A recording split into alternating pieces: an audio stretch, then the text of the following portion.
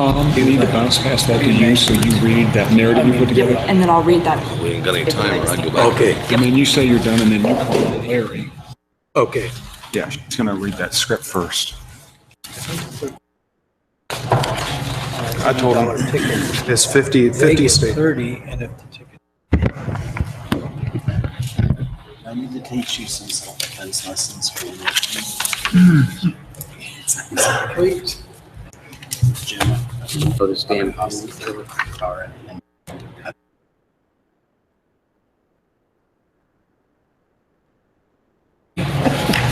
up. A lot of.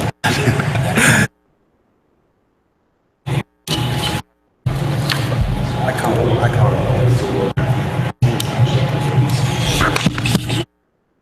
Oh, I seen Spencer today. Yeah. Yeah. What? If your mother-in-law hadn't hollered at me, I would never see him. That's what they said. Man, I couldn't see good enough back in that hallway to see who it was, so I walked back there. Okay. Went through about 6:45, guys. The last time. It was tasty. Good evening. It is 5:30 and we're going to call the special meeting to order. I'd remind people to turn your cell phones to silent or vibrate. And then let's all please stand and do the Pledge of Allegiance. I pledge allegiance to the flag of the United States of America and to the republic for which it stands, one nation, under God, indivisible, with liberty and justice for all.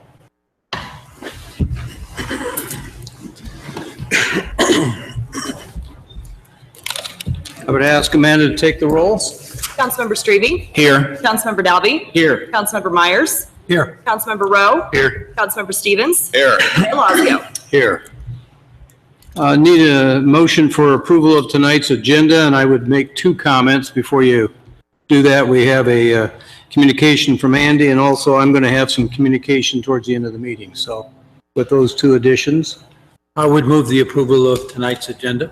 Second. Thank you. Councilmember Strebe? Yes. Councilmember Dalby? Yes. Councilmember Myers? Yes. Councilmember Rowe? Yes. Councilmember Stevens? Yes. At this point, I would turn it over to City Administrator Andy Morris and ask him to make some comments. Thank you, Your Honor. Mayor and Council, just you may recall, near the end of May, we had our first community meeting. That was at the John Deere 74 Union Hall. We have another one scheduled. This will be at the end of the month. This will be June 30th, and that will be at 7 p.m. This will be at the Housing Authority at the Towers. Again, that meeting will be at 7, and I'd like to have kind of the same group of people there, answer questions, comments, and certainly council members are welcome. So again, if you would mark your calendars, June 30th, it's a Thursday at 7 p.m. at the Housing Authority. That's all I have, Mayor. Thank you. That is Westgate Towers, correct? Yes, sir. Yes, sir. Okay, item number 1, Amanda, do you want to start that, please?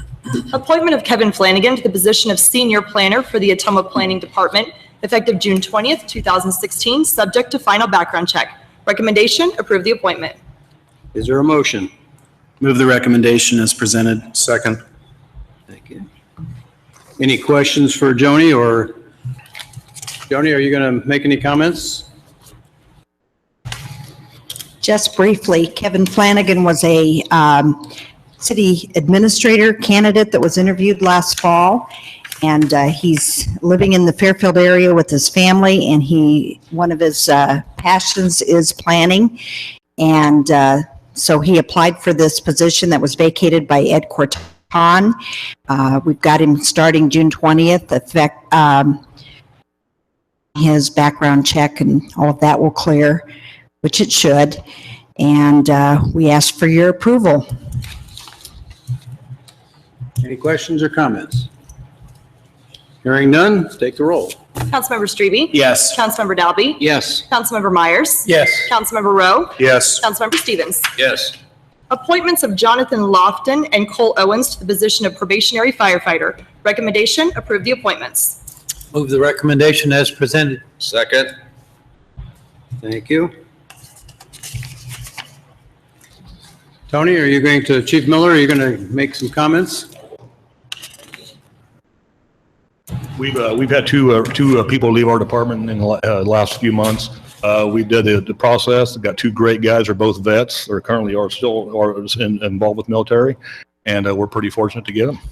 Looking forward to it. One will start early next week with your approval, and the other one will start right around July 1st. Any questions for the chief? Hearing none, take the roll.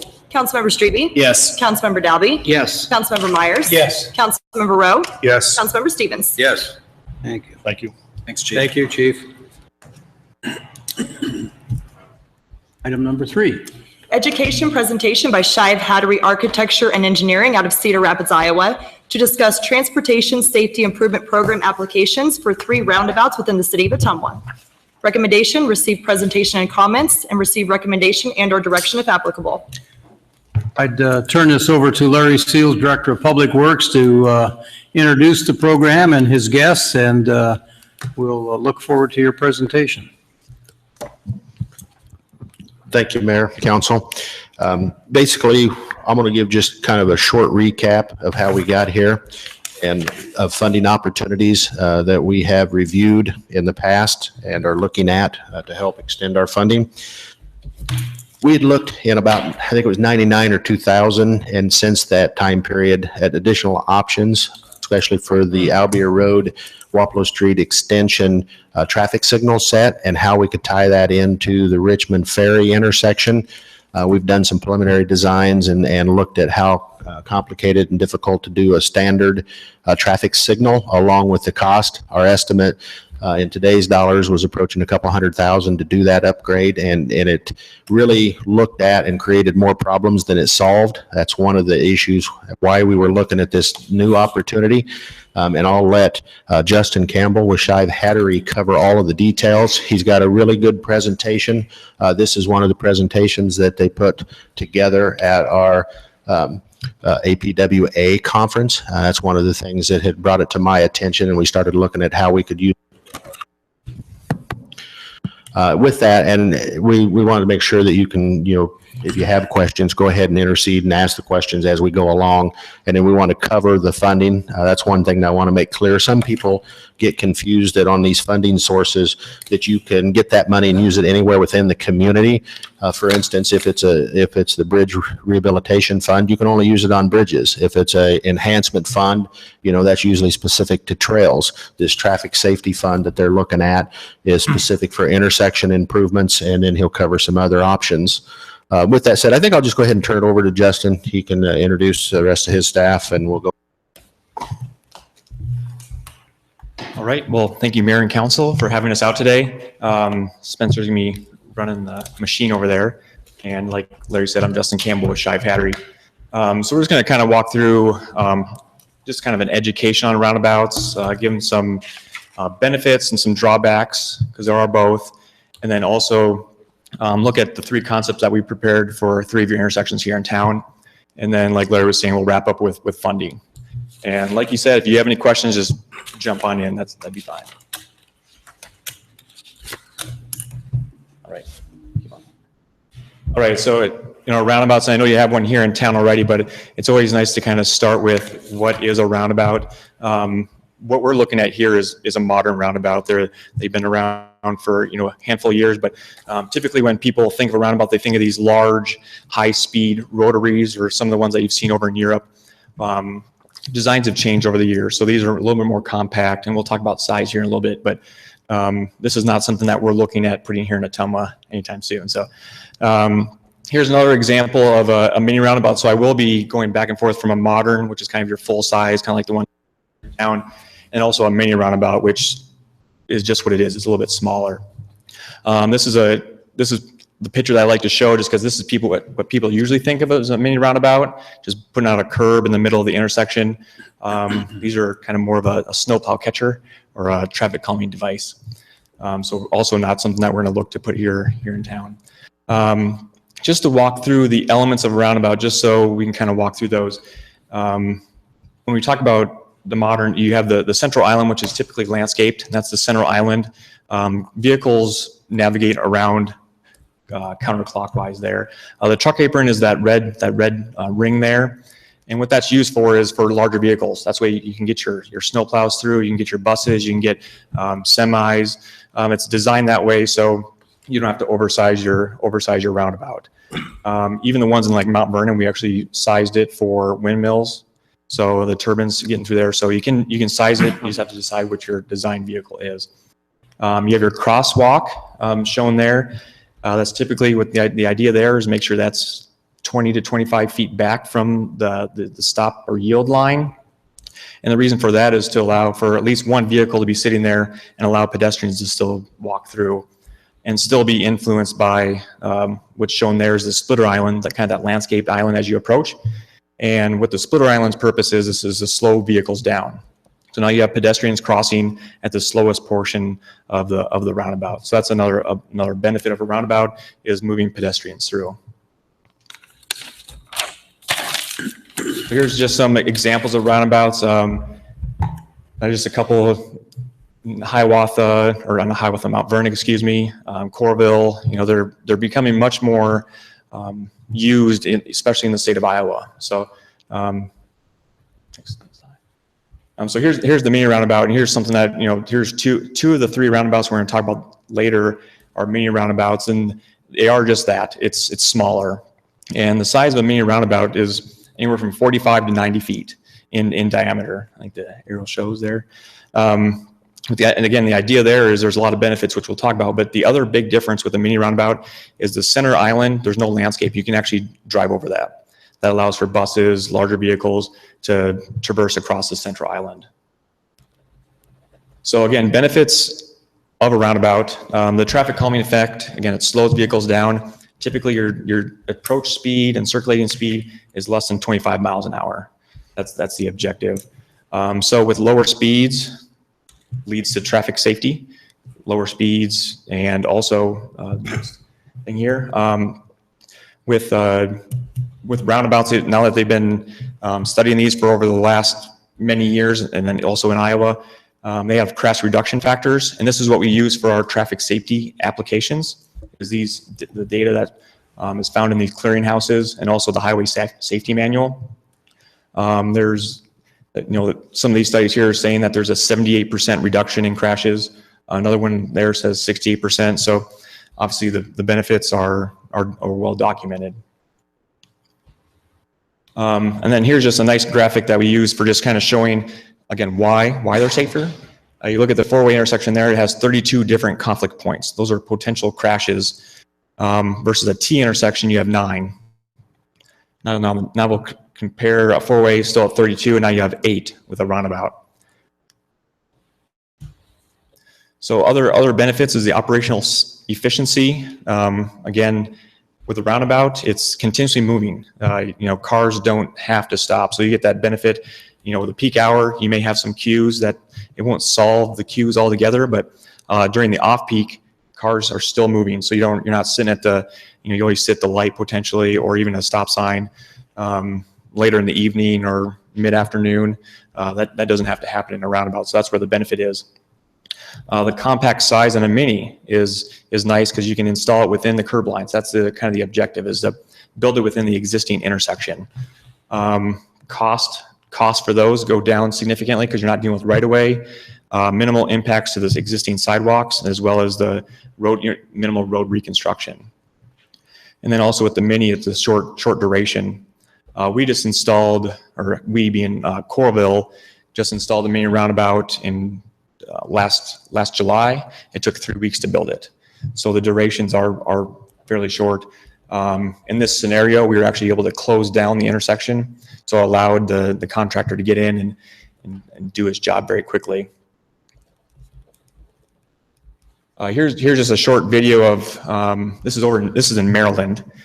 This was a frontage road that is a kind of a busy corridor, a lot of businesses.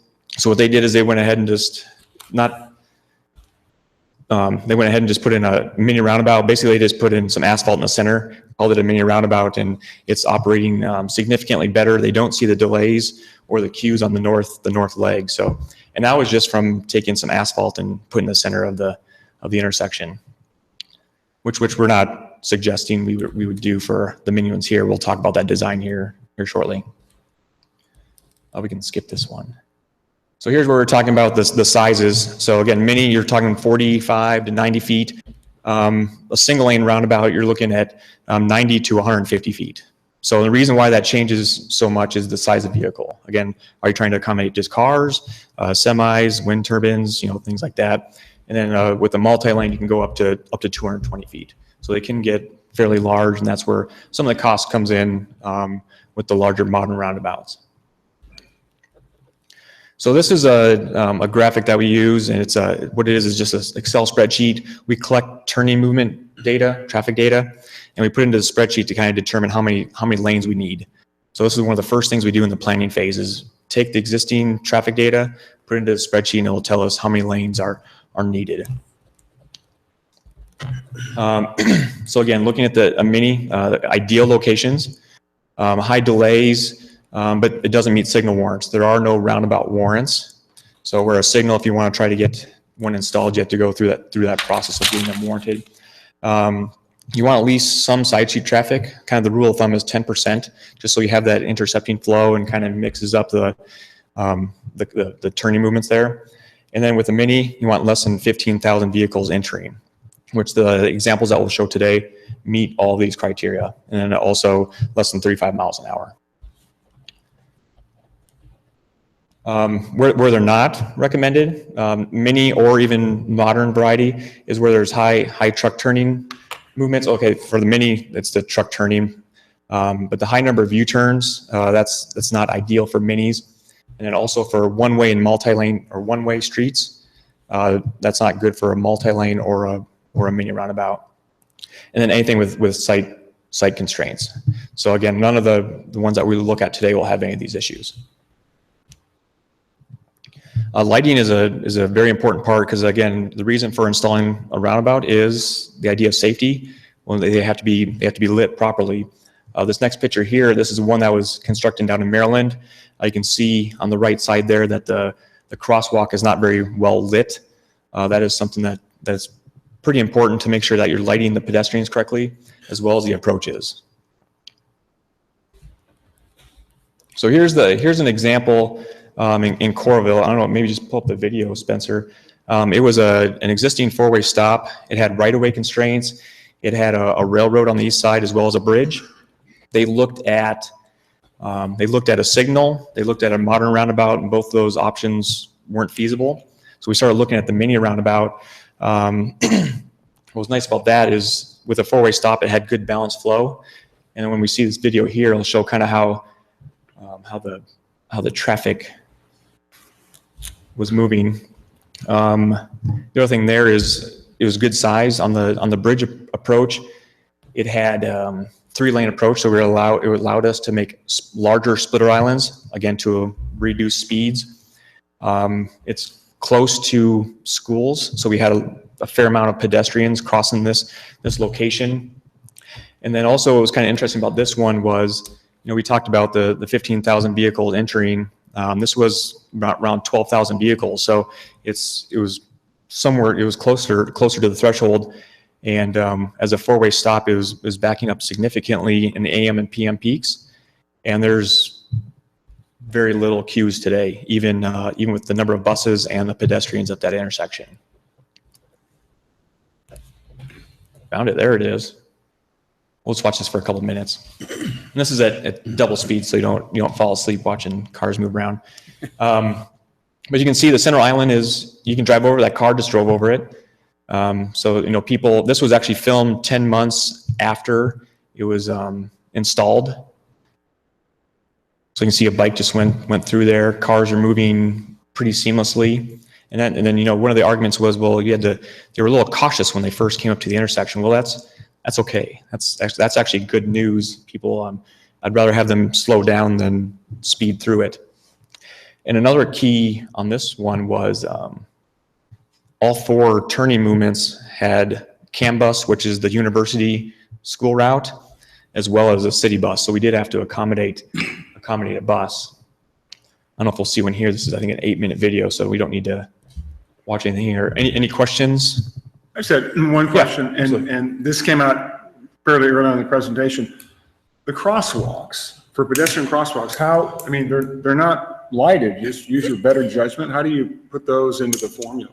If they're not lit, or what was the question? Well, I mean, they're marked, but, you know, I say lit in terms of, red light, green light. Oh, yeah. So again, one of the benefits of the roundabout is you cross one lane of traffic at a time. So, at a signalized intersection, you may be crossing, cars are turning on red. The only stopping thing that's going to actually stop you is the actual indication, the red light. Here you take one lane at a time. And even in this video here, there's a couple families that go through, some bikes go through, and then just some walkers. But again, it's just you picking your gaps. Vehicles are going in that 10, especially mini roundabout, you're talking 10 to 15 miles an hour. So you choose your gaps.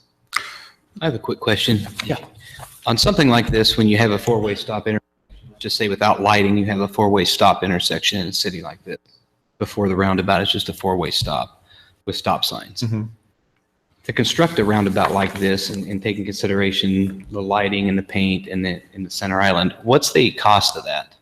Roughly, a small mini roundabout. Yeah, so they can vary. This one here was actually $140,000. So less than the signal. Actually, the signal itself. The person just walking through there. You see that? Yeah. Just walk wherever you want. That's fine. But this one here, we estimated at 120. And the reason the extra, you can kind of see where there's some patching, full depth patching. Because the road was closed down, the city decided, hey, let's get our street rehab done too. So that kind of added on to the extra cost. But yeah, they can vary from $50,000, just doing some curbs and some paint, to probably as much as you want if you want to do decorative lighting. City of Coralville actually chose to use decorative PCC pavers. So instead of colored concrete, they used pavers, and they also did the full depth remove and replace. So I think this would probably be more on the high end. So, and this is just me playing devil's advocate here. Yes. If you can, the whole point of this is to slow people down. And obviously, looking at this video, most people are following exactly the way they're supposed to. But right at the beginning there, you did see one person drive straight over the median or the middle piece there.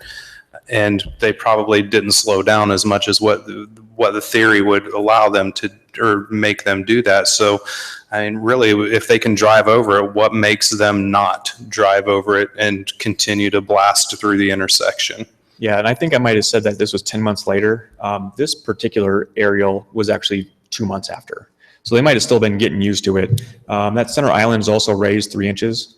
So on a car, you probably maybe do that once, maybe in a truck a couple times. But there's a CAN bus making a right turn, no problem. Yeah, so it is curbed. So it should. All right, so my follow-up question to that would be, what kind of damage does that cause to public vehicles if they have to drive over that continually? As far as like a bus? Yeah. Yeah, I mean, I don't know if there would be, because I know we did talk to CAN bus and the transit director, and they didn't have any issues with driving over, with even the left turns and the right turns. Okay. And the curbs are not your vertical; they're the sloped. Okay. Try to minimize that impact. If I could too, though, I thought a point you raised earlier, I'm watching this and I'm just imagining if it were still a four-way stop, lit or sign, that amount of traffic that we've seen already, there would be a time delay, considerable. And yet here you just see a nice even flow. So. Yeah, and it was, I don't know if we'll see the street, where you're looking down now is Holiday Road. That was kind of your side street. 12th is the one that's a primary road. It was backing up. I mean, I don't know if it's going to make it before we move on, but there was significant queues. Another quick question. Did you say that pedestrian safety is increased on roundabouts? Is there any data to suggest that that's part of it? Yeah, there is data. And it's the reason is because you're crossing one lane of traffic at a time. Thanks. So so you can see here, just to jump in real quick, where you see the bend in the road on the top of the screen there, traffic was queuing up beyond that in the PM peak. one lane at a time. Mhm. You have a stop in the middle. So any other questions or?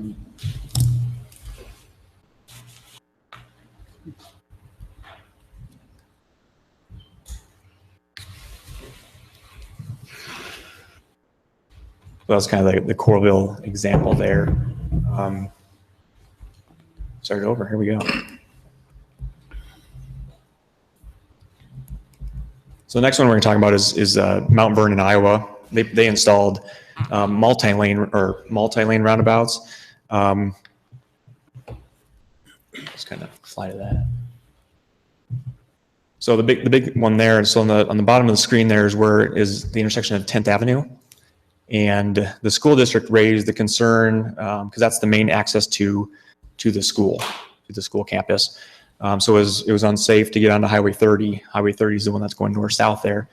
So not only was it safety an issue, but speeding. You approach from going east, you go from 55 down to 35 miles an hour at that four-way stop on the top of the screen. And then from that, you also had the congestion. In the PM peak, it was not uncommon for cars to back up past 10th. And that's 1,200 feet right there. So that was pretty common. So we looked at the corridor as a whole. And so there's a good screenshot here, the school district to the top of the screen. And then cars would back up past 10th. So we looked at the corridor and also looked at the intersections separately. The city wanted to install signals at 10th just to solve that issue, allow cars to get in and out of the campus, but signals weren't warranted. So we had to kind of start looking at other options. We did look at left turn lanes, but we didn't know if that would actually solve the speeding and the capacity issues. And then also we did take a look at roundabouts, and ultimately that was what the recommendation was. Justin, when you talk about signals, what's the cost of just a single signal? You said 140. Yeah, so the equipment, you're probably 120 to 160. And then you have to maintain that too. You maintain it, but then you also have turn lanes, because usually if you put in a signal, there's some type of capacity improvements potentially, which left turn lane, right turn lanes, potentially right away, sidewalks, just the improvements to the So if you intersection. have more than one signal, the price just escalates more. Correct, yeah. So this, if I may interrupt, can you go back to the previous slide there? This roundabout here, the center one here, you have basically, is that kind of like a three-way intersection there? Yeah, that was a T. Yeah, the T. Yep, is a T. Looks a lot like what we have at Ferry and Mary on our school. An issue we have with school traffic here in town, that might be something we might want to look at for that Okay. issue. It's kind of interesting. That's great for moving cars again and pedestrians.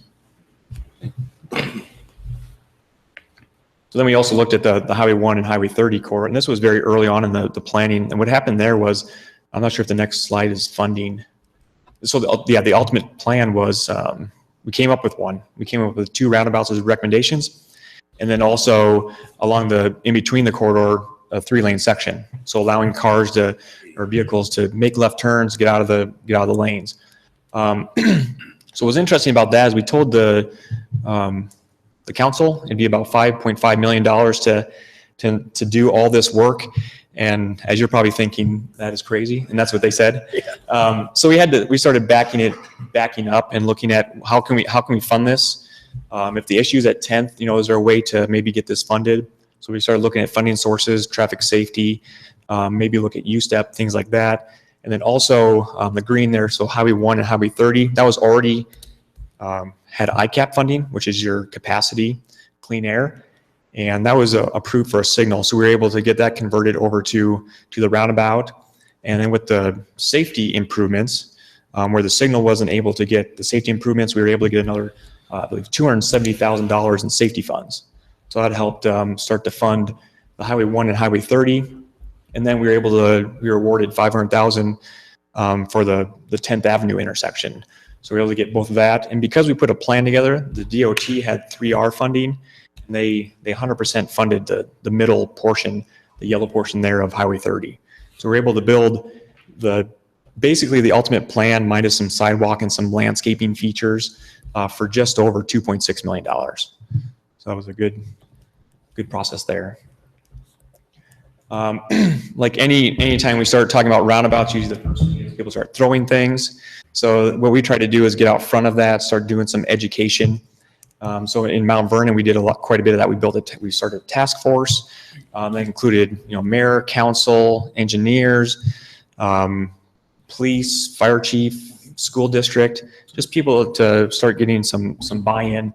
We had a lot of open houses. We had specific meetings with business owners just to kind of start educating them how it's going to work, what it's going to look like after it's done. And then here's something that we do also is just we build traffic models so we can kind of show how is the traffic actually going to work, or how are we predicting it will work.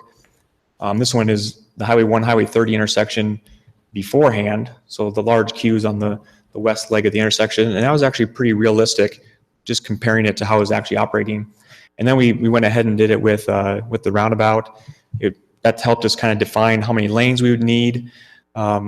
It did start showing queues, so if you let the video roll longer, it'll show queues. Kind of to our surprise, it's actually operating better than our model showed, which is good. I think people start to figure out how to use them, and they navigate the roundabout much better now.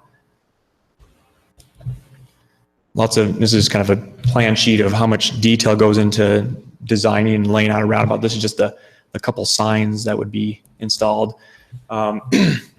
Interesting challenge on the Highway 30 project was keeping traffic open on Highway 30. So you can build these things. We kept traffic open the whole time. So Highway 30 never was detoured. We did detour Highway 1 for a short period of time, but that was necessary to actually build the roundabout. The police chief, he had some great comments. His big thing was speeding and safety. Afterwards, he was even happier than even walking through the process. So he had some great comments. And even now that the roundabout's been open, we've been starting getting comments back from not only business owners, like Lynch Ford there. He was opposed to it at first, and now he's on board because now people can actually get into his business. So he's definitely on board. And then even the public noticed that their long commutes in the AM and PM is much better. So now we're just to kind of show kind of a couple concepts that we did for Ottumwa here. Looking at Albia Road and North Ferry, looked at a modern roundabout there, so the larger variety. And then at Richmond and North Ferry, we're looking at a mini roundabout. So here's the two concepts. Here's the modern. We looked at multi-lane approaches, just because of the traffic on North Ferry. And then also just to the south of there, we're looking at the mini roundabout. And that, again, what's nice about the mini roundabout, it fits within the existing curb. So the cost would be, much less for a mini like in this location. Then the third one we were looking at was at Marion and 2nd Street. This one had quite a few crashes. What was the number on this, Spencer?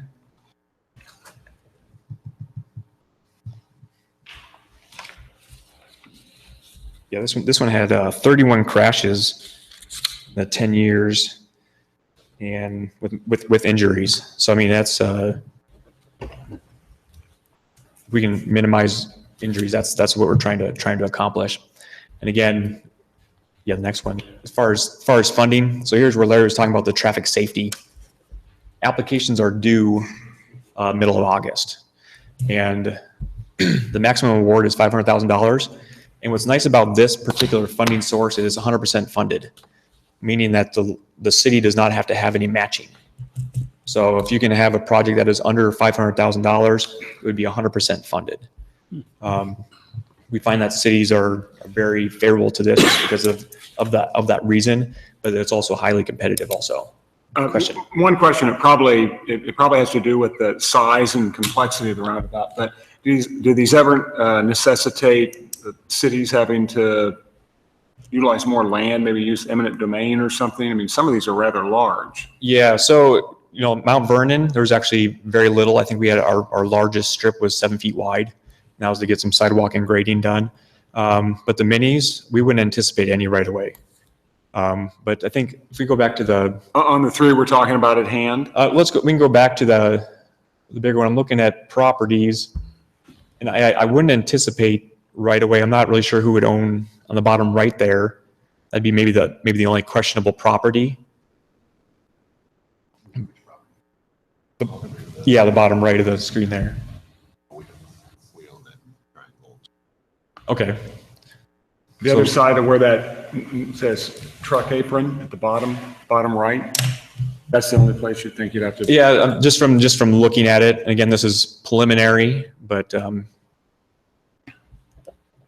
maybe for sidewalks, we might need some right-of-way acquisition. Yeah, with the modern roundabouts, that's not uncommon because of their larger footprint at the intersection versus along the corridor with widening. So yeah, there's potential for the need for right-of-way.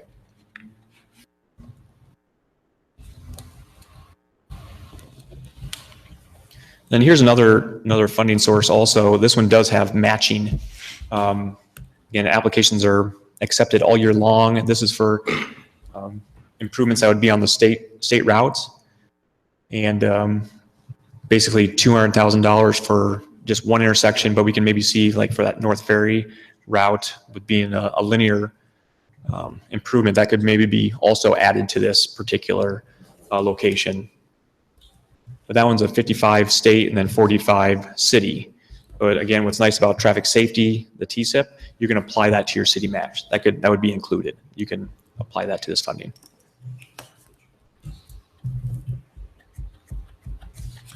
So I guess with that, is there any other questions that you may have?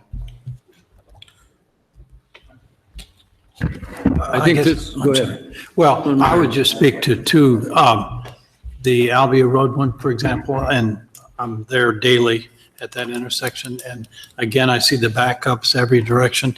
So to see how that would work and the continual flow really impresses me. I like that. The other one was the one on Second and Marion and where all the accidents were. But it's like, even now, we've got a lit stop sign on the south side of it and everything, but there's still at times obstacles. And with the roundabout, you don't have those, so I see some real merit in looking at these.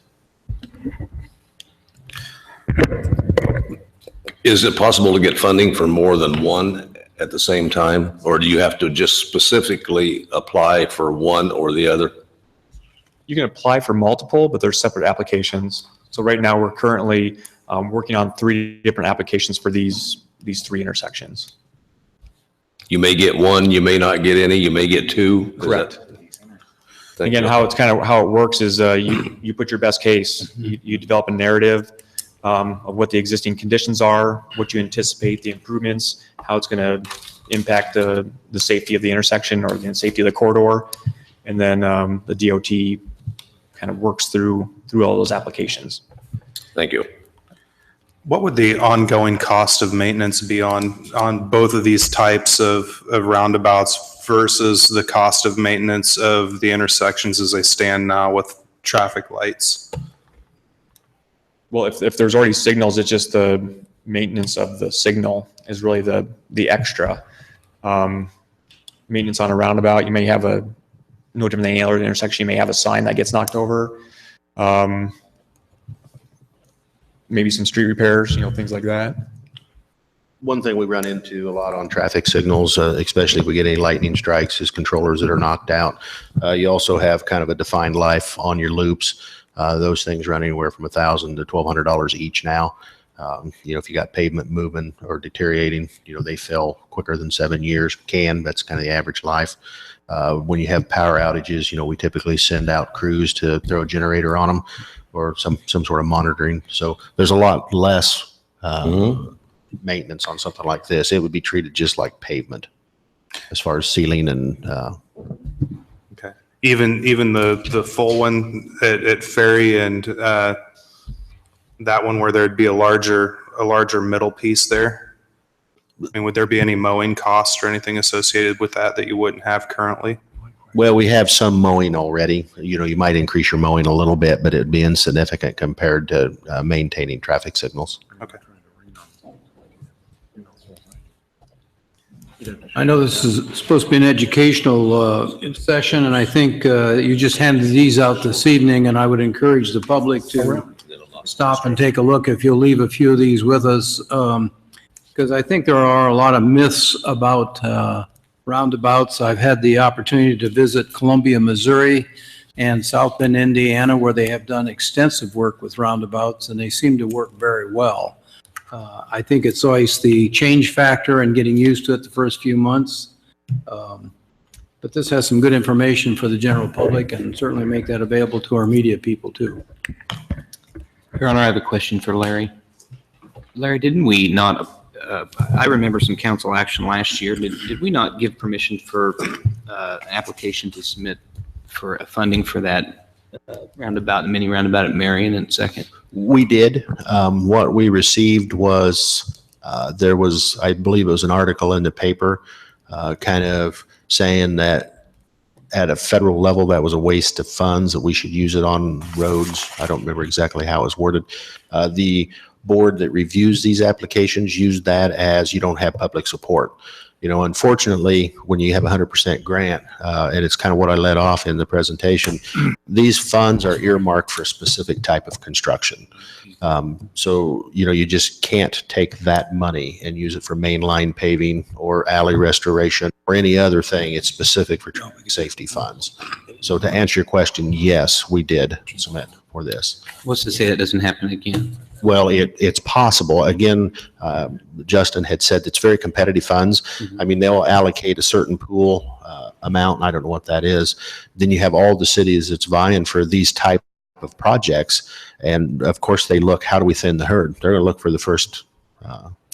My concern is with Marion Second, if we have an issue with traffic safety, which we obviously do, we've tried four-way stops. We've tried just, through two-way and two-way stop. We've had rollover accidents continue four-way stop now, and still we have accidents with injuries. This would be another resort of trying something different where we can try to reduce that amount, and we have another, unsuccessful application. That would be unfortunate if we did at least try one roundabout in order to try to reduce the amount of injuries in that. Well, from looking at the max amount an individual city can receive in any funding year, when we were looking at 500,000, we drove around and looked at a lot of different intersections that this type of construction would enhance, and these are the three that we identified. And I guess our recommendation, because they are individual applications that stand alone, is submit three and see what. Any one of these three would be a great project. In the Hopefully all future, and three. this is kind of off the wall, out of the realm of maybe our discussion, and you may call it out of order, Your Honor, but this is something, could this possibly in the future, if we have, and I know this is basically safety driven, and that's my concern for the one intersection alone, and we can discuss submitting the three later. Would this be something that we could possibly look at in the future down the road for the Ferry and Mary intersection, because we have a lot of traffic backup, and that wouldn't be a safety, more of a traffic efficiency issue? Absolutely. I mean, the criteria is the same. You have to plug in your numbers and look at all the information and see how it weighs. Okay, thank you. The other one that we thought would make a very good intersection is Quincy and Albia. Good. The same reason, queues, safety, moving the Moving number of traffic. vehicles. I had just one question. In looking through this, I know, Larry, you indicated again, you're going to recommend application all three projects.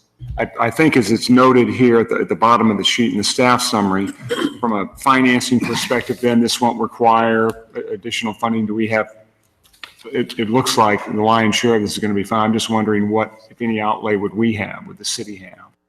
It's just some initial cost to prepare the applications and submit them. Okay. But construction-wise? Construction-wise, yeah, you're probably looking at, so the minis, I think, would be 100% funded just because they're under that 500 threshold. Okay. With the larger roundabout, that could be in that 700 to 800,000 range. So there would be 200 to 300 potentially outside of that funding source. And that's where we're talking about maybe U-Step as another option, and couple those two funding sources. Because that's what we'd looked at doing is two streams. We've done that once on the Iowa Ave, 34 traffic signals. We use two different, same thing, U-Step and the traffic safety funds. That leads me to one more quick question, if I may, Your Honor. Sure. If we applied for all three, is one or all three contingent on each other? I mean, if we get one standalone. funded, a mini, 100% funded, do we have to take the other two and fund them partially? are we strapped? Is that how the DOT looks at that, or is that just one? See, if we get funded 100% for the mini, do we have to accept the other two and fund those out of our local match? Or can we pick and choose? I mean, if we get funded for You all. could theoretically decline the Really, our main funding concern is- afterwards. I'm not sure I would. What do you mean? Well, I don't know how they'd look at it if they go through the process of weighing it and they've Right, kicked out that's other fine. people and all of a sudden they put you on top side at the end of the game. You don't want to I understand try not to do that. We'd rather know up front. Right, I understand. You know, and you really don't know the total dollars till you bid it. Right. And the reason I ask is because my main concern is the safety of that one intersection. The other two, with our financial situation, that would be iffy at this point, in my opinion. I mean, I support the concept, but at this, the safety of the one intersection, trying this for the reduction in safety would be my own concern. I see the advantages to the other two, but I am kind of standoffish at this point. I'm just throwing that out there. I do like the concept, though. I would throw that up front. Not that I'm trying to get a freebie. I'm just saying that one intersection would be my main concern tonight at this point. Which one? The one downtown, the one at Marion. Okay, well, that's such a small one. It'd be covered 100%. It'd be the 100%. What I'm saying, though, is if we do get that and the state says, go ahead, and that's great, if we would apply for all three, as you said to do, and see what we get. If we do that one, would they say basically, well, you need to do the other two, and then we would be strapped to fund those locally at that 55-45 split? I believe they stand alone. Is that correct? They do stand alone. Yeah, they're all separate applications. That was my original question. That's what I wanted to know. Would there be any, we need to go ahead and do the other two So each one Implication. stands on its own and is judged and awarded on its own. on its own merits?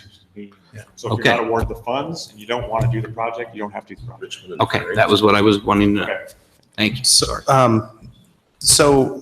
looking at the ones on Ferry Street again, I'm kind of concerned that you have two roundabouts within one block of the other. I mean, is that common to have those that close?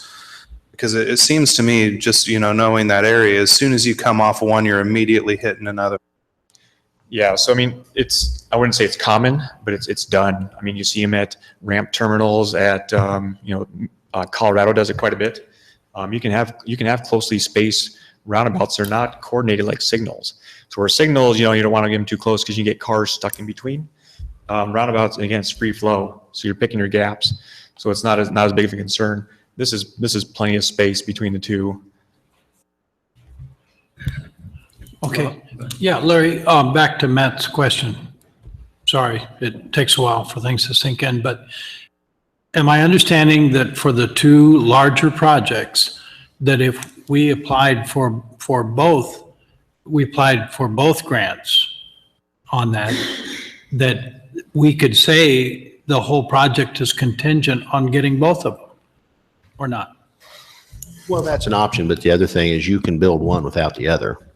I mean, if Richmond and Ferry Street was awarded and the other one was not, that's still a good solution for that intersection. As Justin talked about, when we looked at doing traffic signal design for those two intersections, because they are so close, we would solve one problem, but create others. And that's one of the reasons we never moved forward with dual signals. Okay, but I'm just saying the Albia Road one, Albia and Ferry.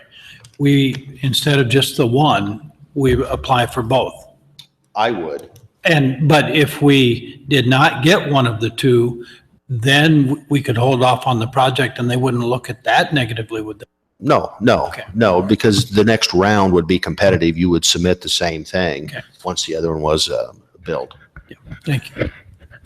So sorry. If on those projects, because that is a main thoroughfare for at least Evans Middle School and to quite some extent Liberty School as well, would we be able to keep those open during construction so traffic can flow through there if it's done during a school year? Have to reroute through, in some cases, residential neighborhoods to get the traffic back to the north side of town? I guess that's a good question. I mean, I haven't looked at construction staging at this point. Kind of like the Highway 30 example, we were able to successfully keep Highway 30 open. So I guess I'd feel like we would be able to keep it open. Construction costs do go up when you start staging it. So that's another thing if you want to reduce costs. Again, it just depends on what the city's priorities are. Mr. Mayor, just a question. Larry, you referenced, if I have this correctly, in terms of outlay, $300,000, which I think, would that be the Colossus if we undertook all of the projects? All three? Did you put numbers together for all of them? Yeah.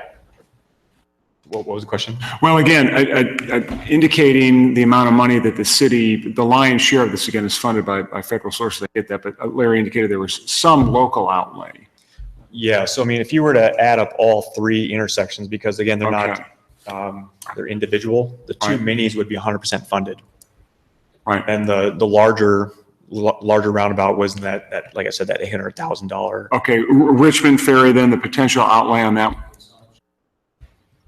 That was the larger of the three, wasn't it? Albia Road is the largest. Albia Road is? If you do have a breakdown. The number that was threw out was a little over 700,000. Okay. And if that particular grant is 500,000, then you have the 200,000, and that's where you go back to USTEP and you apply for those funds. The one for the Highway 30, he showed the combination of three different funding sources in order to build that whole corridor. You know, and it's possible it might play out that way, but for the minis, they're 100% funded because we know their construction at 500,000. One last question. What are the cross streets with Albia then, again? Albia and Wapello Street Extension, and then it's Richmond and Ferry. They all kind of change names and join. All right. So I have, thank you, Mayor. So we have time to think about this and continue discussing it. What's your deadline if we have to apply? We have to have a resolution by July 19th? The applications are due August 15th. Right, but so the council would have To to. the end of July, we want a resolution supporting the project. Right.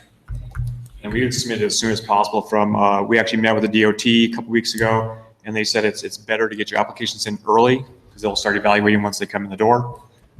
So yeah, whenever, I guess you come together and sign the resolutions, we would submit them shortly thereafter. Okay. Can I ask one more question? Certainly. Do you, either one of you guys have the statistical data on the number of accidents that are at those two locations on Ferry Street? Yes. And that actually goes in the application. We actually brought those tonight. You want to just hit the highlights?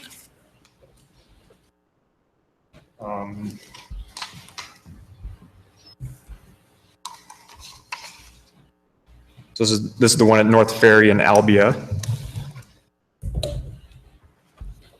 There's been 16 crashes there, four injuries, and then 3 possible injuries. What's the time frame on that? From 2007 to 2015. And then at Richmond, from 2006 to 2016, there was 32 crashes, 15 injuries. 3 of them were major, 2 minor, and then 10 were possible. Thank you. And the one at Marion that was the one that had the 31 crashes and 24 injuries.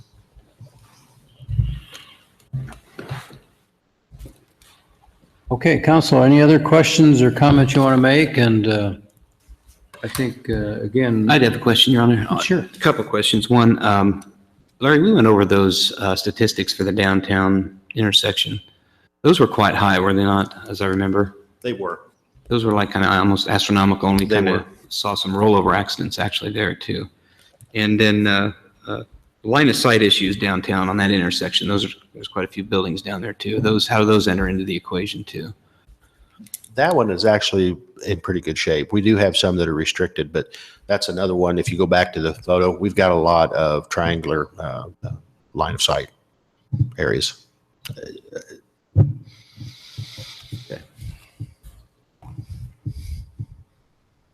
I know I was in Prairie du Chien here last weekend, and I know that Councilmember Rowe asked about roundabout after roundabout. I know the double lane roundabouts, because I just drove through them. At first, they seem to be extremely confusing. They at least were for me, because you have to think quickly, when you go from one to the other. And I know we're not talking about double roundabouts here yet, But double lane roundabouts, if you're not paying attention to the paint and the directional arrows and stuff, can be extremely confusing to the public at first. And you tend to, get nervous at first and then kind of react quickly. So I know that if these were to come about here, especially these double lanes, there's going to have to be a lot of public education to these, watching videos and stuff, because they can end up creating accidents, at least right off the bat. Long term, they're probably a darn good thing in saving money, being efficient. But I know from personal experience, it can be quite confusing and hectic at first. We kind of had the same situation occur when they did the roundabout behind John Deere. There was a few people that come out, and of course, thought that they were going to be the end all to most of the motoring public here. Within a few months, that all faded, and most people compliment and like that actual intersection. I think you'd see the same thing here, very similar to converting our one-way to two-way. There was a push by a small group. Everyone I've talked to since, I've got nothing but positive feedback from that change. And a lot of times change is hard. It is, and time does cure a lot of that stuff. Again, though, with funding being the way it is in Ottumwa and rollbacks, again, one of the things that I feel that we need to be doing is prioritizing what funding we do have. In some events in the past few weeks that have happened here in Ottumwa, being real skeptical about what we can spend money on, and what we should be spending money on when it comes to things. It does enter into the equation. But yeah, overall the concept is great. Safety, number one concern. The downtown one, definitely something we should look at. But I have no issues with applying for what we can do and seeing what we can do. And I appreciate you both for the presentation tonight. Definitely. Any other comments or questions? Well, look through the material that they left us, talk to Larry, and we'll have to decide if you're going to bring us a recommendation. So, anything else, Andy? On that? Anything else, Mayor? Thank you. Larry, anything else you want to add to this? No, I think it's important to keep in focus that these funds are very specific for the type of work. It's not like we're taking funds from other projects to use on this. And now, The fact that the minis are 100% funded, there's right. really And even the Albia, Wapello Street extension, you'd have to actually do the application. You'd have to apply for the use step funds on top of, if you're awarded, and do the combination of the funding streams. You have to also look at, we have to do something with those signals in the near future. So we're going to have some capital outlay regardless. So I think we need to weigh all of that. Ready to move on, council? Item 4 then. Discussion on downtown parking, parking lots, and parking fees and regulations. Recommendation, receive presentation and comments, and receive recommendation under direction if applicable. And I think we're going to start with Amanda, and then we'll have Larry make some comments on that too. So The proposed ordinance amends the parking ramp and parking lot sections of Chapter 23 to remove the fee structure set for parking permits. It removes how fees or refunds are issued, revocation of permits, and regulations and procedures regarding permits. This will all be set by resolution, becoming more uniform with similar fee structures set by other departments and allowing for future changes to be made. The legal descriptions for the Jefferson Street parking lot and the ISU parking lot were basically swapped. Most people know the Jefferson Street parking lot as what's currently indicated in our code as the ISU parking lot, so they've been switched. The residential parking permit section was removed to be set by resolution. Inside the resolution itself, the fee structures are set by resolution now for council. There's no changes to the general parking lots. The city parking ramp, though, the uncovered spaces are going to be reduced $8 per month from $30 to $22, and the more premium spaces of our covered spaces are going to be still $30 a month. Fees for replacement of parking permits, which is not currently addressed, will be changed as well. If you come in and buy a parking permit and you lose it or it's stolen, it's going to cost you $5 now to replace that, where currently we don't have any structure for that. An employee will be initially given a parking permit when they're hired, free of charge. If they lose that or it's stolen, it'll be $1 to replace. Permits are still going to be sold at a 5% discount if bought annually, and the resolution will also have the revocation and refund policy. The resolution also outlines all the parking regulations that were either in the municipal code or have been past practice. These include parking permits are sold on a first-come, first-served basis. They must be displayed inside the vehicle, and we've been requested to add in there that they're hung from the rearview mirror so that the parking attendant can clearly. They may be used in any vehicle owned or operated by the parking permit holder. and they're only valid in the lots which they are issued and are not for on-street parking. We do not permit any on-street parking. And no permits will be sold for a portion of a month. And our bulk rate passes, which most people know as our chamber passes, the daily residential passes may be used in the commercial, courthouse, Green Street, 3rd Street, Washington Street, and Jefferson Street lots. The 2nd Street ramp and the River Drive parking lot are not open for permit parking unless a specific permit is issued for that lot.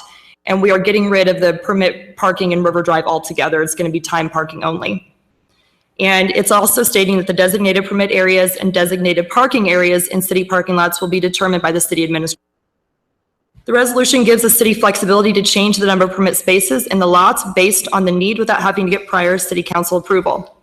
Council approval will be required for any changes made to permit fees or the regulations set out in the proposed resolution.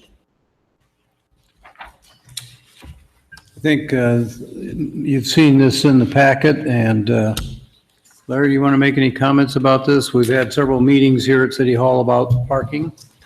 Is there any just specific questions? I think that Amanda laid that out quite well. Just gives us a little more flexibility. As you know, that in our parking lot, this is the time of year as we restripe and paint. We've kind of determined based on previous sales and some feedback from the local businesses how many spaces we need. This will be something that's adjusted based on what businesses are in what buildings. So it does change over time. I have a question. I might have misunderstood what Amanda read. Did you say that if you lose your permit, it's $5 to replace it? Currently, we charge them a whole permit fee. So if they lose it and they come in for a second one, we charge them the whole $22. So this will reduce the rate for any replacement permit. Okay, and the second part of my question is, did you talk about city employee parking permit? We have specific city employee parking permits, and right now, the first one's given to you for free. We've changed it to where any replacement's going to be $1 for the employee. Skip, that's very similar to the old static cling ones that we've had for years. Okay, and I have another question on switching the names of those lots. ISU lot, moving it up, that isn't, ISU is no longer there. It's now Lion Energy. It's been gone for 50 years. Personally, I would like to not use ISU lot for that lot beside the Jefferson Street Bridge that's right there by the Red Cross. I think we need to get rid of that and name it something else. I don't have a total answer for it, but switching those around. One of the driving factors was, Skip, as we went through these projects, it's just the citizens themselves has kind of renamed that parking lot, and it's just become known over time as Jefferson. So we were just going to make it that name. The one they're working on now? Correct. I have no problem with that, but ISU lot, I think we need to find something different for that one. I think I would agree with Councilman Stevens on that. ISU doesn't exist anymore, so no. What's the point of having that name? Any suggestions? I mean, it's relatively easy. We could make it Larry's parking lot or something. Do I get to charge for that parking lot? It'd be Red Cross or something else right there in that. Well, if Red Cross moves, then you got another issue. Yeah. I'd have to give it some thought, but I'm sure we could come up with something that makes more sense than that. Well, that's a relatively minor issue, I think, in terms of the overall scheme of things. And I think the important things that the staff have worked very hard to come up with a fair and equitable way to assign parking and charging for fees and being consistent. And I think it's helpful that we're doing some spot checking, and that has helped too. We don't have a full-time parking attendant, so people just have to realize that they need to follow the rules. Mayor, thanks. I agree. I don't mean to take away from what you've done, because this has been needed for years to get it straightened out. Once again, we had it going well one time and then it got away from us, but I didn't aim to take anything away from it. I just think that name of that lot is I don't know what to do with it unless I give it some thought, but We'll give it some thought because we have time. Amanda can change that name before we bring it back for the first reading. Okay. I don't think that's real critical, but. I do have one Certainly. question. It's good to see that these costs, or especially the replacement cost, is coming down more in line. Has anybody looked at the projection of what reducing the cost of the uncovered lots is going to, what the effect of that is going to be on the revenue stream for the city going forward? We currently permit out 65 of our 83 available spaces in the Second Street ramp. So it's not going to be significant I by any don't stretch believe of the imagination. Okay. Good question. just more streamlined with all of the other lots. And that's really what we were attempting. You know, we had different questions over the year. Why is that more? I don't know. So we just made everything uniform. Okay, great. Brad, I had a question. Going back to, again, what's listed on the sheet, the ISU lot, and I'll ask Amanda, correct me if I'm mistaken, but I think this is an example where you have the red cross where you have two parking spots that are somewhat self-designated. My understanding, though, and correct me if I state this incorrectly, these are not permitted spots. Is that correct? Not currently. That's what I thought. They're not permitted, so by extension, then there's really no fee associated with them. If you were to designate, say, 2 or 3 spots in that lot as permit spaces, then they would be open for the fee structure. Right. Yep. And that, but part of I guess the other question I would have, and I know we had this discussion back about the parking attendant back in the winter, but if we're going to be expanding the footprint then of these permitted slots, and we have one parking attendant, does it make some sense to give some consideration of revisiting that idea of perhaps hiring a civilian? It's a possibility. I mean, how you want to be able to patrol these, I think Chief needs to be involved and discuss that. I just said from the perspective, you're increasing your capacity, and yet, you know, you're asking someone to do not only do the work they're doing before, but cover even more. That's all I have, Mayor. I got it, Larry. Jeff Street 1 and Jeff Street 2. Which one's 1 and which one's 2? The big one's 1, the little one's 2. He wrote that down ahead of time. Pretty creative. Well, we want you to certainly look this over, and I think the plan is that you'll bring a resolution or ordinance to the council. The first consideration of the proposed ordinance would come back June 21st. And then if there's no objections, the second consideration on July 5th, waiving the third reading, and then passing the resolution on July 5th as well. Okay, so that's our timetable, and I think gives you plenty of time to think about it, talk to each other, and get some citizen input and the staff some feedback. Sounds good. Thank you, Larry. Appreciate that. Thank you, Amanda. Next item on our agenda is public input. We always allow for public input. Is there anyone in the audience that wants to address any issue? It doesn't have to be on the agenda tonight. If there's something that's on your mind, we're open to hear from you.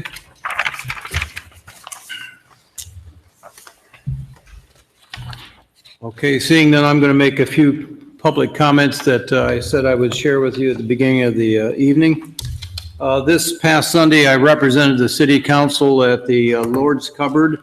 They celebrated 50 years of operation here in Ottumwa. I think they have, and they represent 22 churches in Wapello County. And it was interesting, a fact I did not know. In the past couple of years, especially last year, they served over 8,450 people in Wapello County. And I think that's a remarkable service. The women's group, mission group, made that decision to do it 50 years ago, and they've been in operation continuously. So hats off to the Lord's Cupboard, and it's an ecumenical Lord's Cupboard now. Also represented the city council, the Calvary Baptist Church celebrated 70 years of existence in Ottumwa, out on Overman Street in Ottumwa, in South Ottumwa. And they had a nice party and celebration out there. So we congratulated them on surviving for 70 years. Also want to recognize Alicia Hauk and her team of hardworking people. I stopped Saturday morning when they were planting wildflowers over by the pump station. And I have a list that she supplied to me, so I'll just read them. Stan Thompson, Jan Birch, Jennifer Fenley, Joe Slaymaker, Matt Dalby, Allison Kirking, Sarah Martindale, Matt Thompson, Wanda Michaels, Aaron Michaels, John Hunold, Jessica Richmond, Levi Cheddar, Steve Palmer, Jody and Dennis White, Janet Lineball, and Norman. They worked for several hours planting lots of flowers in that terrace along on the north side of the pump station. Now, realize when you plant flowers, they may not be blooming in the next month or two, but they will certainly add some beauty and aesthetics to our hillside. And then last but not least, I'd like to have Bob J. stand up. I told him I was going to do this and I was going to embarrass him. It's not really an embarrassment, it's quite an honor. Bob was recognized, has been sent an award. He's receiving the award for outstanding achievement and excellence in financial reporting on behalf of our city. And this is a very prestigious award given by an independent group. And so I think we owe Bob a round of applause for a great Keep up the good work. That also indicates the mayor said that the retirement to be determined by the city administrator. I don't know. Good work. The only other thing, and I just want the council to be thinking about this, you've heard me comment about this before. We've been working with Amtrak. We would like to have some improvement on the Amtrak platform. The problem is the platform is owned by the Burlington Northern S&F rail line. So there's two companies working together. It's very complicated, but we did meet with 4 individuals from Amtrak out of Chicago. We had a good representation from the Chamber, Main Street, Convention and Visitors, Economic Development, the city, you name it. We had a lot of people there to ask some tough questions. We're trying to get them to paint the steel structure. You remember they took off the canopy a couple of years ago because it was rotting and falling down. Amtrak told us publicly that they have a plan, a 2-year plan to do the entire platform. It's going to cost in the neighborhood of $2.4 million. They're going to take out the entire platform, take out those steel posts, sandblast them, reset them in cement pillars, and repaint them. They cannot do anything this year because they just got their funding allocation, but they're hoping to start it in 17. We would like to go ahead and get some paint on that rusty, ugly-looking structure. And we have a group that has stepped up and is willing to help us pay for the paint and getting the commercial firm to paint it. I was talking with Larry Seals about it because it's an active track, so we have to have a certified flagger that's approved by the Burlington Northern to do this. But we do have the Legacy Foundation that is willing to help us with the opportunity to get this painted and cleaned up. But I'd like us to think about, can the city contribute anything to this? It's not a plan, it's not a budgeted item, but I think a good faith effort of some contribution would be appropriate. So the estimate that I have in writing right now, it was not given to me, it was given to Fred Jessiger of Main Street, is $21,000 plus or minus, because there is an issue of the Burlington Northern also has a rather high insurance coverage. The painter has insurance on his company, but they expect a minimum of $5 million up to $10 million of insurance when you work on an active track. So there's going to be some additional increased costs there. We don't have that figure today. So I'd like to have you think about it and be prepared at the June 21st meeting. Think what we can do, and I'll work with Bob and see what we can find. If we can find something, like I say, it's unbudgeted and it's not even our property, but it certainly is our front door and our face to our community when you think of the people that come to Amtrak and stop in Ottumwa. So be thinking about that. I think that covers all of the issues. Yes, that completes my list. So is there any comments from any council and wants to make any? Your Honor, I have an issue. I know we discussed it before, or I don't know if we discussed it as council, but I know I've discussed it. I think Skip's brought it up before. Our lagoons over there on the Central Park have been taken over by some plant life over there that looks absolutely horrendous. I know we've got a World Series coming up. I can't think of anything about it's going to be cheap, but I don't know if there's any discussion we could have about what to do about that. And I don't know if City Administrator Morris has had any discussion with Gene about that issue.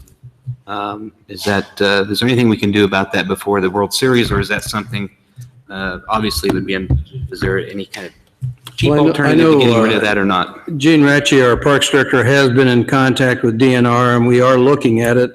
I don't know that the decision has been reached yet. We'll certainly keep you posted on that. I think it's been raised by a number of people, both with Park Board and other individuals who fish over there. So we'll pay attention to that and see what we can find out and let you know at the next meeting. Okay, thank you. Any other issues? I think one other item, Mayor, I know you and I were at the Indian Hills Governor's presentation of volunteer certificates Friday, and just a congratulations to all of the volunteers who received those. It again is just amazing and fantastic that the volunteers step forward and get involved in all the projects. Great. Glad you mentioned that. Thanks, Bob.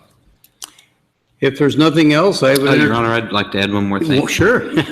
I don't know if anybody's embarrassed you lately. I do remember a League of Cities meeting that we were at. I think Administrator Morris was there. I was definitely there, and I believe was it in Grinnell? They were there. And I think the mayor was nominated for a head of our region. Was he not? I don't know if he was. Administrator Morris, you want to By take acclamation. it from here? By acclamation, unanimously. So I don't know if you want to take it from here and maybe describe what he was nominated for, but I think he is now the head man with the Southeast Iowa region for League of Cities. Eastern Iowa. Eastern Iowa Coalition, League of Cities. So I think Your Honor deserves a round of applause for that too now, as being our leader for the. Thank you, man. Paybacks. Yeah. Okay, if there's nothing else, I'd entertain a motion for adjournment. So moved. Second. Councilmember Strebe? Yes. Councilmember Dalby? Yes. Councilmember Myers? Yes. Councilmember Rowe? Yes. Councilmember Stevens? Yes. We are adjourned at 6:45.